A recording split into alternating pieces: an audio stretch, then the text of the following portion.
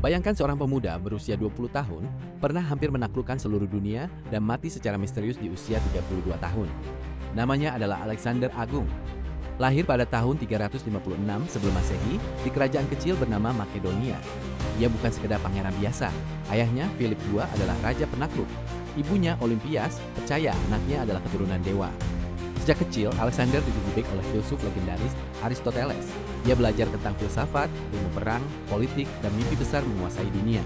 Pada usia 20 tahun, ayahnya dibunuh. Banyak musuh mengira Alexander terlalu muda untuk memimpin. Mereka salah besar. Dalam waktu singkat, ia menghancurkan pemberontakan di Yunani. Kota Thebes yang berani melawan diratakan hingga tak bersisa. Itu pesan pertama Alexander kepada dunia, tunduk atau lenyap. Lalu ia mengalihkan pandangan ke timur. Targetnya adalah Kekaisaran Persia. Kekuatan terbesar saat itu dipimpin oleh Darius III. Pertempuran demi pertempuran terjadi di Sungai Granicus, di Issus, hingga klimaksnya di Gaugamela. Kekuatan pasukan Persia jauh lebih besar.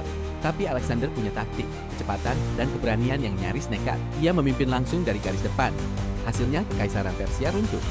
Ia memasuki kota-kota megah seperti Babilonia dan Persepolis. Konon Persepolis dibakar entah karena balas dendam atau pesta yang lepas kendali. Namun Alexander tidak berhenti.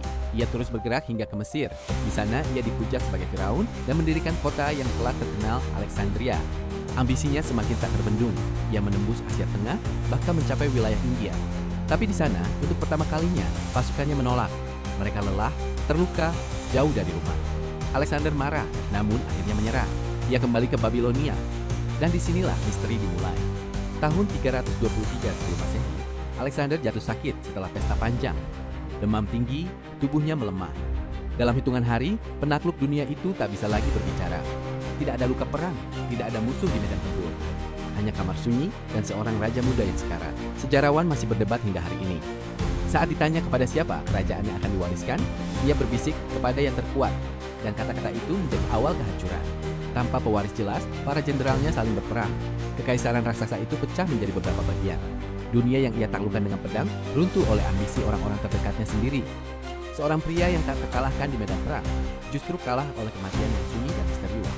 Dalam 12 tahun, Alexander menciptakan salah satu kekaisaran terbesar dalam sejarah. Ia menyebarkan budaya Yunani ke seluruh timur, menciptakan era baru yang disebut zaman Helenistik. Namun pada akhirnya, dia membuktikan satu hal. Bahkan penakluk dunia tidak bisa menaklukkan waktu. Dan mungkin pertanyaan terbesarnya bukanlah bagaimana ia hidup. Karena dalam sejarah, kadang musuh terbesar bukan yang berdiri di depan